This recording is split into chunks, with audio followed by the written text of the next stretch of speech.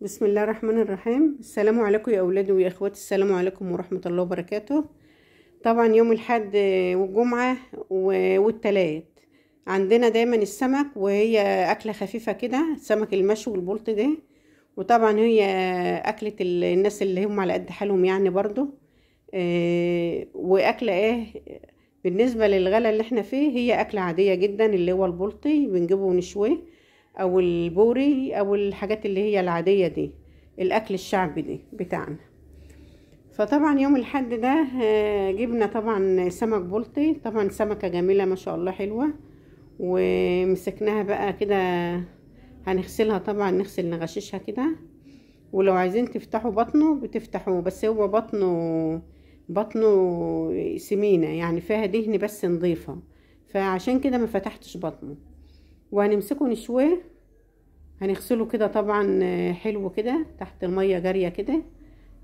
بنمسك نغشاش السمكة يا جماعة. السمكة بسم الله ما شاء الله حلوة، سمكة طازة كده وحلوة. وبنمسك النغشاش كده نغسلها. اهم حاجة النغشوش دي هو اللي بيبقى فيه ايه، لو لمم اي حاجة السمكة بتبقى في النغشوش، فبنغسلها تحت مية جارية كده. بنفتح المية بسيطة كده يا بنات ونغسله حلو، ونحط كده في الصينية، وبعد كده نصفي المية من عليه، ونحط ايه الردة. طبعا الردة اللي هي النخالة لازم تتحط على السمك واحنا بنشويه. وممكن برضو لو عايزين تشوف على شواية زي ما بنشوي الدجاج، الشوا بيبقى جميل جدا جدا. انا كنت في القناة التانية الاولانية كنت شوياه على الشواية، شوية البلط والبوري على الفحم، كان جميل جدا يا بنات. كده هكمل بقى ونعمل مع بعض ايه التمليحة. طبعا يا بنات برضو احنا الوقت هحط الرد عليه، صفته طبعا من المية كويس، وهنحط كده الردة.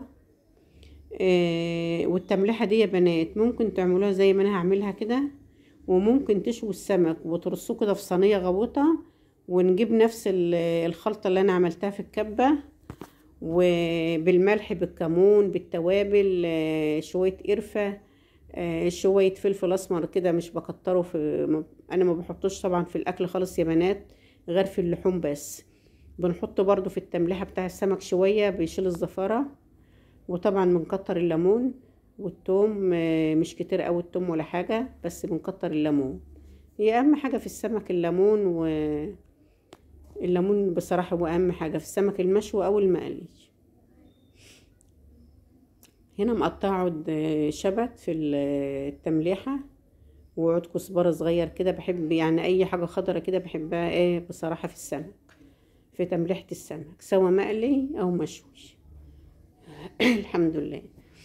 ونصلي على الرسول عليه الصلاة والسلام، هنقول اللهم صل وسلم وبارك على سيدنا محمد واهله واصحابه اجمعين. الحمد لله. وهنقول لا اله الا الله وحده لا شريك له، له الملك وله الحمد وهو على كل شيء قدير.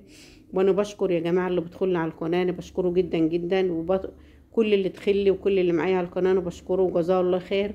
وجزاكم الله خير، خلاتكم معايا كده اما القناه فعلت. الحمد لله. الحمد لله القناه فعلت، بس عايزين مشاهده بقى عشان ان شاء الله تكبر كده، وربنا يعوض علينا ان شاء الله. ربنا يعوض عليا ان شاء الله، ربنا يعوض عليا بيكم ان شاء الله، بكل متابعيني وكل حبايبي وكل اللي بتدخلوا لي. بحبكم في الله، وجزاكم الله خير. وربنا يخليكم ويخليكم اولادكم يا رب، وجزاكم الله خير يا رب. هنا قطعت الليمون يا بنات والثوم والفلفل وضربته في الكبة. الخلطة اللي انا عملتها دي بقى يا بنات بالملح بالتوابل، ممكن تقلبوها على بعضها، ونطلع السمك لو ما انتش عايزينه تحطوه في المية، ونرش عليه زي ما انا عامله قبل كده معاكم البوري. وكنت عامله معاكم فيديو حلو قوي برضو سمك مشوي، بس بصراحه اتمسح ما نزلش، عشان كده انا نزلت ده النهارده، عملته ونزلته. عن الملح بقى على حسب ما انتوا عايزين يا بنات، يعني انا ما بحبش الملح كتير. يعني انا ما شاء الله معايا 4 كيلو بلطي، وحطيت 3 معالق ملح هما بتاع الطعام، ومعايا التوابل ما فيهاش ملح والليمون. انتوا بقى دوقوا كده زي ما انا هدوقوا الوقت برضو، وان احتاجتوا ملح حطوا الملح على حسب الرغبة. انا بنحب الملح هادي شوية، ما بحبوش كتير. فانتوا ايه على حسب ما بتحبوا الملح. طبعا يا جماعة الملح مضر جدا برضو يا بنات، ما نكترش الملح قوي، نخلي الملح وسط كده، مش الحاجة مش حادقة قوي. سوا سمك، سوا دجاج، سوا لحمة، سوا اي اكل بنعمله، ما تكتروش الملح. هنا بقى دي فلفل احمر مطحون كده، ما هوش حار، وشوية فلفل اسمر وقرفة وكمون وتوابل مشكلة وكزبرة. الموجود عندكم حطوا منه، الموجود هيسد يا بنات والله، ولو في حاجة مش موجودة برضو هيبقى جميل ان شاء الله. يعني الحاجة اللي عندكم حطوا منها، هي اهم حاجة شوية كمون وشوية كزبرة وليمون والحاجات دي يا جماعة. الحاجات مش موجود في توابل مش موجودة خلاص، ما نشغلش نفسنا يعني ونوقف الدنيا، نمشي حالنا يعني. الليمون طبعا الايام دي كتير ورخيص، الليمون اهم حاجة الاكل، الليمون حلو في الاكل كله يا جماعة والله. الليمون حاجات كتير قوي بتحتاج الليمون. هي كده هنزل اشوي بقى. ومعايا بدنجان برضو هشويه، وممكن تشوي بطاطس وطماطم، بقول بطاطس، ممكن تشوي بصل وطماطم وتعملوه بصل وطماطم وتعملوه دقة جميلة قوي، بيبقى حلو قوي مع قرنين فلفل كده. عاملاها انا قبل كده معاكم برضو وانا بشوي السمك، بتبقى سلطة جميلة قوي. بنشوي الطماطم ونقشرها، وبنشوي قرنين فلفل معاها وبصل، وبنجيب نمسكه نقشره بقى ونعمله في الكبة، وبتبقى سلطة في منتهى الجمال. ونحط لها برضو معلقتين زيت زيتون وشوية توابل، اي توابل وخلاص، بتبقى جميلة جدا. عاملاها انا قبل كده معاكم. هنا بقى قلبنا السمك كده، والفرن لازم قبل ما نحط الفرن يبقى سخن، وبنبقى منضفين الفرن برضو، بنمسحه كده بقماشة ومية قبل ما نحط السمك. وبعد ما نحط السمك بنمسكه برضو، ننضف الفرن جدا جدا بعد ما نشوي السمك والفرن سخن، نمسحه ونغسله كذا مرة يفضل نظيف، عشان لو عملنا فيه عيش او حاجة يبقى الفرن نظيف. بنمسحه وهو سخن يا بنات. هنا حطيت معلقة سمنة بلدي كده، وحب فصينها للرز، بيبقى نكهته جميلة قوي يا جماعة. جربوه كده بتاع السمك.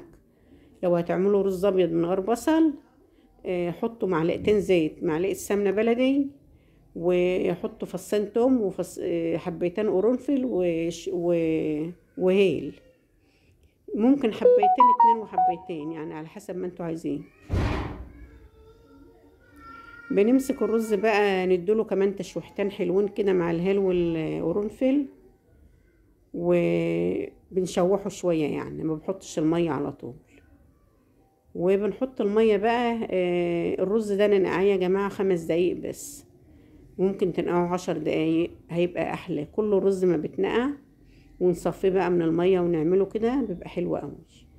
الرز لما بتنقع ما بيغيبش في الترديد، بدل ما ياخد منك 7 دقايق ترديد هياخد 4 دقايق، بدل ما ياخد 10 دقايق هياخد 5 دقايق، وانت بتردديه بعد ما ينشف لما بتنقع.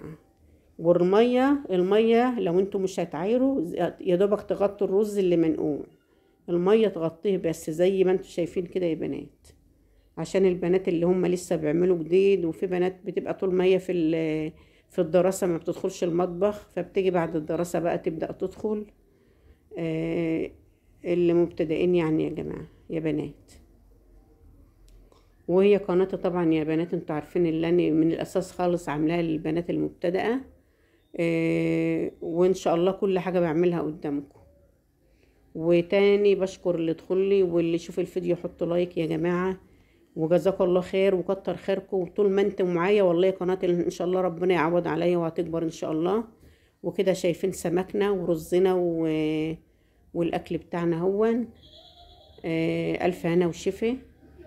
شوان السمك وعملنا البدنجان وعملنا السلطة ومقطعين بصل برضو. ودي السفرة بتاعتنا. اتفضلوا بقى معانا وبحبكم في الله، والسلام عليكم ورحمة الله وبركاته. جزاك الله خير.